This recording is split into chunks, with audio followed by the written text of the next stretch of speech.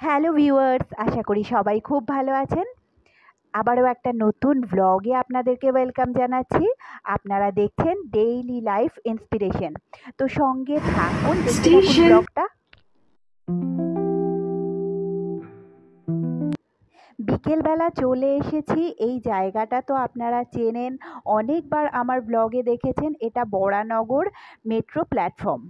উল্টো দিকের প্ল্যাটফর্মে একটা ট্রেন এলো এইমাত্র দক্ষিণেশ্বরে যাওয়ার জন্য। তো সেই ট্রেন থেকেই অনেকে নামলেন।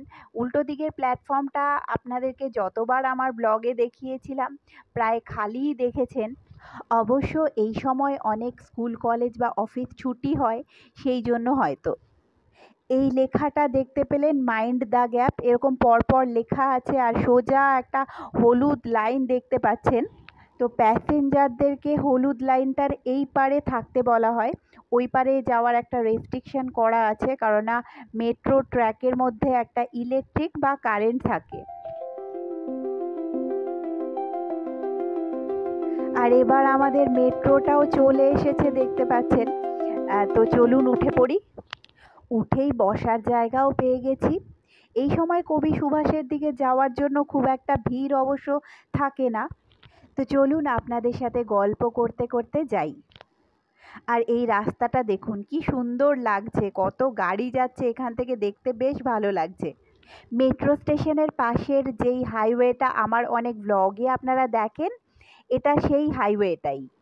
এখান থেকে এই রোডটা আবার অনেক ওপর দিয়ে গেছে। আর আজকে যেটা বলবো, আমরা অনেক সময় একটু খেয়াল করলেই দেখতে পাই যে আমাদের জীবনে অনেক ক্ষেত্রেই একই রকম ঘটনা বারবার ঘটে। যেমন একই রকম ঘটনাতে কেউ বারবার ফেলিওর হয় বা বারবার সাকসেস পায়। আর এই ব্যাপারটা আমাদের জীবনের একটা প্যাটার্ন হয়ে দাঁড়ায়। যেমন ধরুন, কারোর যদি ফিনান্সিয়াল বা টাকা পয়সার সমস্যা থাকে, সে কিন্তু এই সমস্যার চক্করে গোল গোলভাবে একই রকমভাবে ঘুরতে থাকে অনেক সময় ধরে। বা কারোর ধরুন অন্য কোনো রকম সমস্যা থাকে, সেটাও কিন্তু সে একই সমস্যায় বারবার পড়ে বা একই রকম প্যাটার্ন তার লাইফে চলতে থাকে। তো বলা হয় এই রকম যে কোনো সমস্যার প্যাটার্নটাকে কিন্তু আমাদের নিজেদের চেষ্টা করেই পরিবর্তন করতে হবে। তো সেক্ষেত্রে অবভিয়াসলি একটা কথা আসেই, যে সবাই তো চেষ্টা করে নিজের সমস্যা থেকে বেরিয়ে আসার। এক্ষেত্রে বলা হয় যে সমস্যাটাকে আমরা কীভাবে দেখছি সেটা দেখতে হবে। সমস্যার মধ্যে জড়িয়ে পড়ে ভীষণ নেগেটিভভাবে সমস্যাটাকে দেখছি, নাকি সমস্যা থেকে একটু বাইরে বেরিয়ে এসে নিউট্রালভাবে দেখছি। যে কোনো সমস্যাই কিন্তু আমাদেরকে কিছু শেখাতে আসে। আর আমাদের ভেতরেরই কিছু নেগেটিভিটি থাকে, যেটা এই সমস্যাটাকে আরও জটিল করে দেয়। এবার দমদম স্টেশন চলে এসেছে।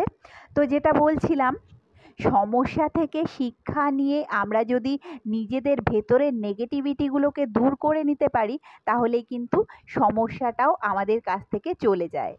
তো বন্ধুরা, আজকের ব্লগটা এই পর্যন্তই। দেখা হচ্ছে খুব তাড়াতাড়ি।